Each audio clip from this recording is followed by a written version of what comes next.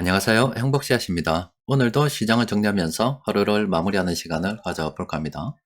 오늘 우리 시장은 코스피도 코스닥도 상승 마감했습니다. 코스피는 0.78%, 그리고 코스닥은 1.82% 올랐습니다.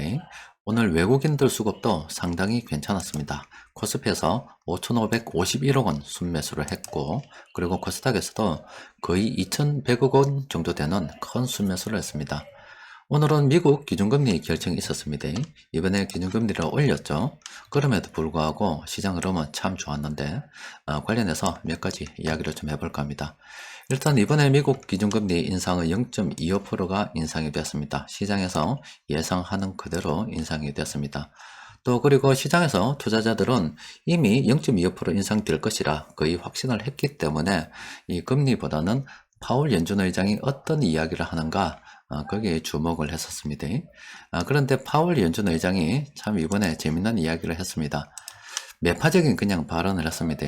늘 똑같듯이 올해 금리 인하는 없다 이렇게 기존 입장을 되풀이했고, 또 그러면서 계속 긴축 기조를 이어가겠다고 했습니다. 그 결과 미국의 주식시장은 장중 내내 좋은 흐름 보이지 못했습니다. 미국 주식시장 흐름 잠시 보면 이렇습니다. 계속 좋지 못했어요. 좋지 못했는데 그렇죠. 그런데 파월 연준 의장이 연설 중에 재밌는 이야기가 있었습니다. 바로 디플레이션 이야기가 나왔던 거예요. 그런데 여러분들 다 알고 계시죠? 작년 한 연말쯤부터 해서 우리 주식시장의 투자자들은 뭐 다 모르겠고 우리는 우리 보고 싶은 것만 본다 이런 주의였다 아닙니까? 그런데 파월 연준 의장이 매파적인 발언을 했음에도 불구하고 이 디플레이션을 파월 연준 의장이 딱 언급을 하면서 이런 취지 이야기를 했습니다. 만약에 인플레이션이 우리 기대보다, 그러니까 연준에서 기대하는 것보다 훨씬 더 빨리 하락하는 것을 본다 그러면은 연준의 통화 정책 방향이 바뀔 수도 있다 이런 이야기를 해봤어요. 그렇자마자 바로 미국 시장이 이렇게 하늘로 날아올라 버렸습니다. 그러니까 잘하면은 물가만 잡힌다 그러면은 통화 정책 완화도 있을 수도 있겠다.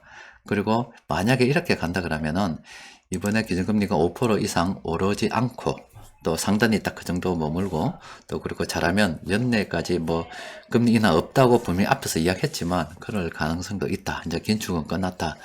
이런 신호로 받아들이면서 우리 시장이 올라 버렸고요. 지금 이렇게 영상을 녹음하고 있는 이 시간 유럽 주요국 증시들도 저렇게 많이 올랐습니다. 자, 주식시장에 훈풍이 불고 있습니다. 이번에 미국 기준금리 인상으로 인해서 우리나라하고 금리 차가 1.25% 이렇게 차이가 나게 됐습니다. 굉장하죠? 그러면은 뭐 2월 달에 우리는 23일 날 기준금리 결정이 있는데 이때 우리도 따라가긴 가야 되겠죠. 그런데 우리가 미국이 이만큼 금리 차가 남에도 불구하고 빨리 따라가지 못하는 이유는 바로 우리 소비 심리 지수가 자꾸 소비에 대한 어떤 기대 심리가 자꾸 떨어지고 있거든요.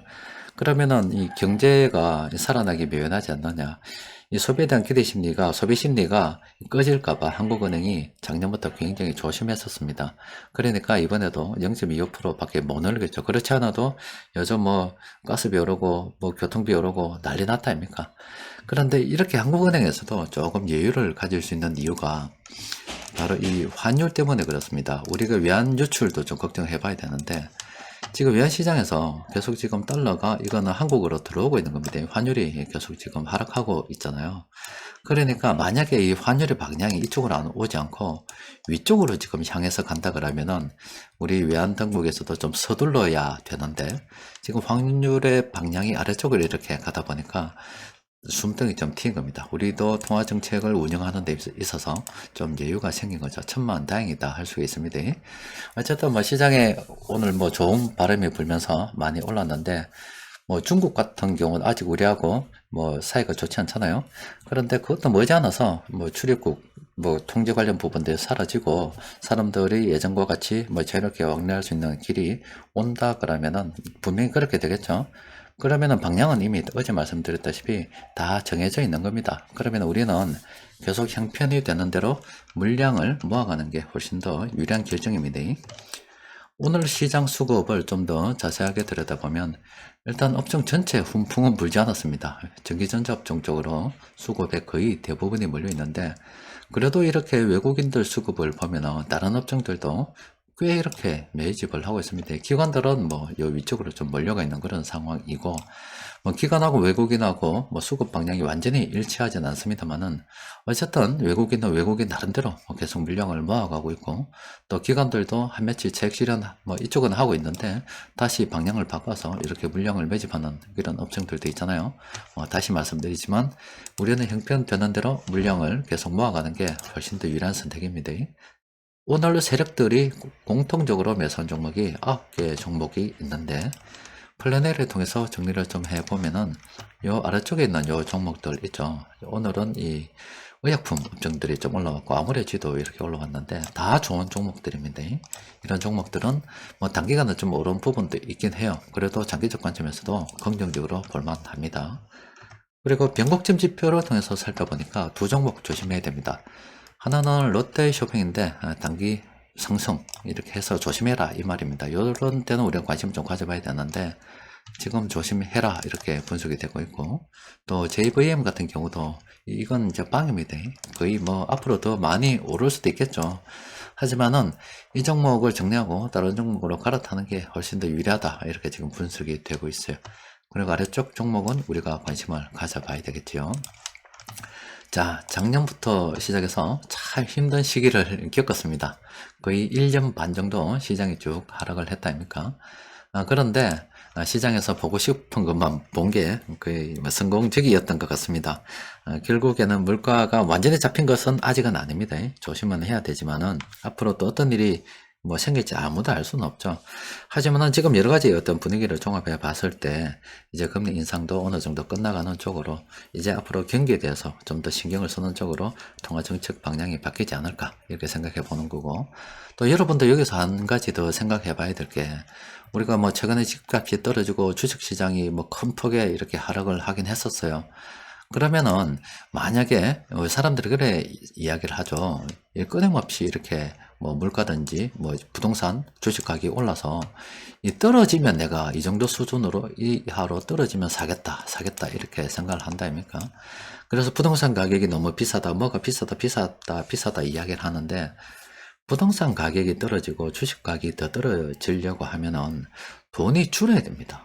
돈이 줄어야 재평가가 돼가지고 부동산도 주식 가격이 떨어집니다. 그러면은 그 이전에 부동산과 주식 가격이 떨어지기 이전에 어떤 일이 발생이 되냐면 경제가 엉망이 돼버립니다. 실업자도 너무 많이 생기고 정말로 나라가 힘든 지경에 이르게 된다고요.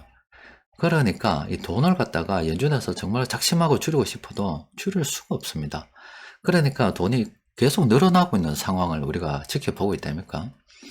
그래서 우리가 이 자산을 운영하는 데 있어 가지고 떨어지면 사겠다는 건 사실 솔직히 좀 맞진 않습니다. 그냥 유동성 관리만 잘 하고 있다 그러면은 자산을 어떻게든 계속 보유하는 쪽으로 가는 게 우리가 이 자본주의 세상을 좀 더 현명하게 살아가는 방법입니다. 또 그리고 주식시장 같은 경우는 그동안 올랐다가 지금 현재 많이 하락해 있는 상태이므로 주식도 상당히 지금 매집하기 좋은 그런 시기이고, 부동산 같은 경우도 지금 많은 분들이 어려움에 처해 있지만은 그 어려움에 처했던 원인이 유동성에 대해서 조금만 고민했다 그러면은 사실 그렇게 어려움에 처할 이유가 없는 거죠. 그게 어떤 면에서 보면 솔직히 냉정하게 가슴에 손을 얹고 생각을 해보면, 내가 가진 게 이만큼이면 요만큼의 어떤 걸 누리고 살면 됩니다. 그런데 내가 가진 게 이만큼인데 이만큼을 누리고 살려고 하다 보니까 그때부터 막 문제가 생기는 겁니다.